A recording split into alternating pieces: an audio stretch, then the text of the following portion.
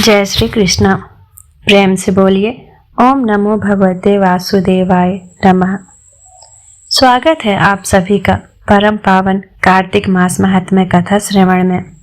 दर्शक बंधुओं, जीवन में किया गया हर कर्म, हर पाप और हर पुण्य कहाँ दर्ज होता है? क्या आप जानते हैं कि मृत्यु के पश्चात आत्मा को किस मार्ग से गुजरना पड़ता है? आज की यह कथा आपके जीवन की दिशा बदल देगी। आज हम श्रवण करेंगे कार्तिक मास महात्म्य कथा का अति महत्वपूर्ण अध्याय 7, जो धर्म, कर्म और कार्तिक स्नान के नियम और भगवत भक्ति के गूढ़ रहस्यों को बताता है। और इसी के साथ साक्षात धर्मराज यम की कथा। धर्मराज की इस कथा को सुनने से मनुष्य मृत्यु के भय से मुक्त होता है और जीवन में सही मार्ग पर चलने की प्रेरणा मिलती है। हमारा निवेदन है कि प्रभु का नाम लेकर पूर्ण एकाग्रता के साथ आसन ग्रहण करें। कथा शुरू करने से पहले वीडियो को लाइक करें और कमेंट में जय धर्मराज जरूर लिखें। आइए धर्म और मोक्ष प्रदान करने वाले इस अद्भुत ज्ञान की ओर बढ़ते हैं। कार्तिक मास महात्म्य कथा अध्याय 7। नारद जी ने कहा, हे राजन, कार्तिक मास में व्रत करने वालों के नियमों को मैं संक्षेप में बतलाता हूँ, उसे आप सुनिए।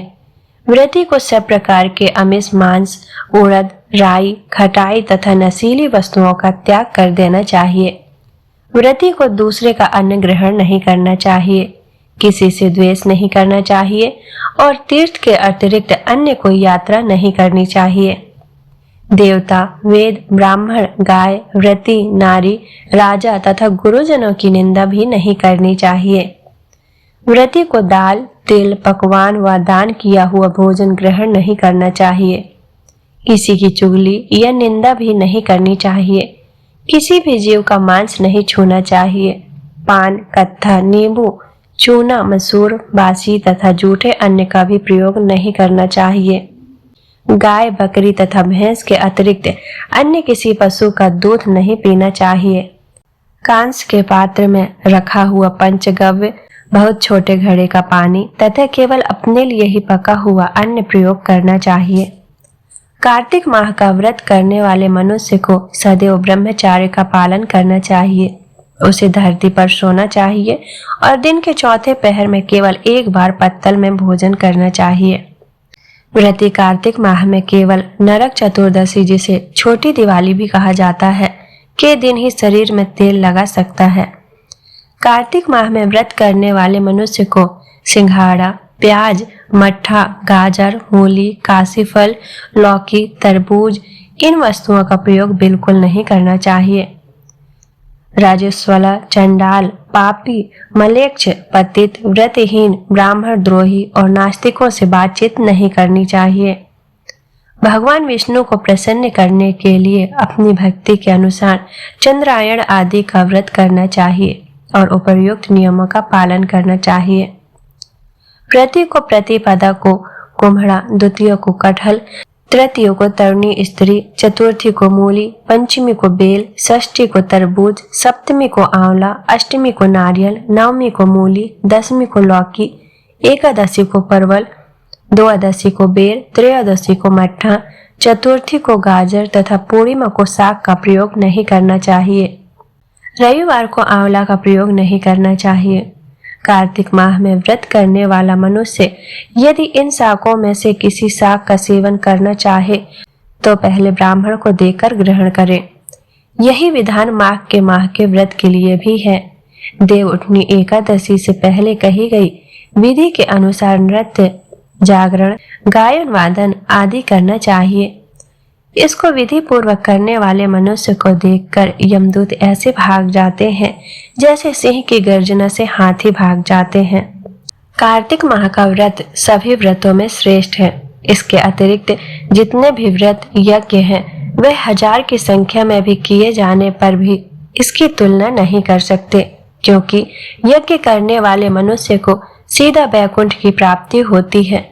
जिस प्रकार राजा की रक्षा उसके अंग रक्षा करते हैं, उसी प्रकार कार्तिक माह का व्रत करने वाले की रक्षा भगवान विष्णु की आज्ञा से इंद्र आदि देवता करते हैं। व्रती मनुष्य जहाँ कहीं भी रहता है वहीं पर उसकी पूजा होती है, उसका यश फैलता है। उसके निवास स्थान पर भूत पिशाच आदि कोई भी नहीं रह पाते। विधि पूर्वक कार्तिक माह का व्रत करने वाले मनुष्यों के पुण्यों का वर्णन करने में ब्रह्मा जी भी असमर्थ हैं। यह व्रत सभी पापों को नष्ट करने वाला, पुत्र पौत्र प्रदान करने वाला और धन धान्य की वृद्धि करने वाला है। बोलिए विष्णु भगवान की जय। धर्मराज जी की कथा। किसी गांव में एक बुढ़िया रहती थी। वह बहुत नियम धर्म से व्रत रखा करती थी। एक दिन भगवान के घर से यमदूत उसे लेने आ गए और वह उनके साथ चल पड़ी। चलते चलते एक गहरी नदी आई तो यमदूत बोले कि माई, तुमने गोदान की हुई है या नहीं? बुढ़िया ने उनकी बात सुनकर मन में श्रद्धा से गाय का ध्यान किया तो वह उनके समक्ष आ गई और बुढ़िया उस गाय की पूंछ पकड़कर नदी पार कर गई। वह यमदूतों के साथ फिर आगे बढ़ी तो काले कुत्ते आ गए। यमदूत फिर बोले, कुत्तों को खाना दिया था। बुढ़िया ने मन में कुत्तों का ध्यान किया तो वह रास्ते से चले गए। अब बुढ़िया फिर से आगे बढ़ने लगी तो रास्ते में कौवे ने उसके सिर में चोंच मारनी शुरू कर दी। तो यमदूत बोले कि ब्राह्मण की बेटी के सिर में तेल लगाया था। बुढ़िया ने ब्राह्मण की बेटी का ध्यान किया तो कौवे ने चोंच मारनी बंद कर दी। कुछ आगे बढ़ने पर बुढ़िया के पैर में कांटे चुभने लगे तो यमदूत बोले कि खड़ाऊ आदि दान की है। बुढ़िया ने उनका ध्यान किया तो खड़ाऊ उनके पैरों में आ गई। बुढ़िया फिर आगे बढ़ी। चित्रगुप्त जी ने यमराज से कहा कि आप किसे लेकर आए हो? यमराज जी बोले कि बुढ़िया ने दान पुण्य तो बहुत किए हैं लेकिन धर्मराज जी का कुछ नहीं किया, इसीलिए आगे द्वार इसके लिए बंद है। सारी बात सुनने के बाद बुढ़िया बोली कि आप मुझे सिर्फ 7 दिन के लिए वापस धरती पर भेज दो। मैं धर्मराज जी का व्रत और उद्यापन करके वापस आ जाऊंगी। बुढ़िया माई वापस धरती पर अपने गांव आ गई और गांव वालों ने उसे भूतनी समझकर अपने दरवाजे बंद कर दिए। वह जब अपने घर गई तो उसके बहू बेटे भी दरवाजा बंद करके बैठ गए। बुढ़िया ने कहा, मैं भूतनी नहीं हूँ, मैं तो धर्मराज जी की आज्ञा से वापस धरती पर 7 दिन के लिए आई हूँ। इन 7 दिनों में मैं धर्मराज जी का व्रत और उद्यापन करूंगी जिससे मुझे परलोक में जगह मिलेगी। बुढ़िया की बातों से आश्वस्त होकर बहू बेटे उसके लिए पूजा की सारी सामग्री एकत्रित करते हैं, लेकिन जब बुढ़िया कहानी कहती है तब वह हुंकारा नहीं भरते, जिससे बुढ़िया फिर अपनी पड़ोसन को कहानी सुनाती है और वह हुंकारा भरती है। 7 दिन की पूजा, व्रत व उद्यापन के बाद धर्मराज जी बुढ़िया को लेने के लिए विमान भेजते हैं। स्वर्ग का विमान देख उसके बहू बेटों के साथ सारे गांव वाले भी स्वर्ग जाने को तैयार हो गए। बुढ़िया ने कहा कि तुम कहाँ तैयार हो रहे हो?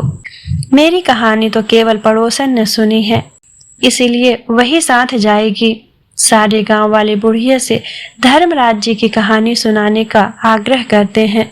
तब बुढ़िया उन्हें कहानी सुना देती है। कहानी सुनने के बाद सारे ग्रामवासी विमान में बैठकर स्वर्ग जाते हैं। तो धर्मराज जी कहते हैं, मैंने तो विमान केवल बुढ़िया को लाने भेजा था। बुढ़िया माई कहती है, हे धर्मराज, मैंने जो भी पुण्य किए हैं उसमें से आधा भाग आप गांव वालों को दे दो। इस तरह से धर्मराज ने ग्रामवासियों को भी स्वर्ग में जगह दे दी। हे धर्मराज महाराज, जैसे आपने बुढ़िया के साथ सभी गांव वालों को भी स्वर्ग में जगह दी, उसी तरह से हमें भी देना। कहानी सुनकर हुंकारा भरने वालों को भी और कहानी कहने वाले को भी जगह देना। धर्मराज महाराज की जय। यमराज महाराज की जय। बोलो कार्तिक महामहात्म्य की जय। श्रद्धा और भक्ति के साथ हमने कार्तिक मास महात्म्य के अध्याय 7 का श्रवण किया और धर्मराज यम की अद्भुत कथा जानी। इस कथा से हमें यह शिक्षा मिलती है कि सत्य, धर्म और भगवान विष्णु की भक्ति ही हमें यमलोक के कष्टों से बचा सकती है। कार्तिक मास में इस अध्याय और धर्मराज की कथा को सुनने वाला भक्त जीवन में धर्म के मार्ग से विचलित नहीं होता और उसे श्री हरि विष्णु की कृपा से मोक्ष की प्राप्ति होती है। यदि आपको यह कथा श्रवण करके आनंद मिला हो और आपके ज्ञान में वृद्धि हुई हो तो इस पुण्य को आगे बढ़ाएं। वीडियो को अपने सभी मित्रों और संबंधियों के साथ शेयर करें। हमें आशीर्वाद दें। वीडियो को लाइक करें। जुड़े रहें ऐसी ही ज्ञानवर्धक कथाएं सुनने के लिए हमारे चैनल को सब्सक्राइब करना ना भूलें और बेल आइकन जरूर दबाएं। कमेंट में लिखें कि धर्मराज की कथा से आपको कौन सी सबसे बड़ी सीख मिली। जल्द ही मिलते हैं अगले अध्याय के साथ। जय श्री हरि।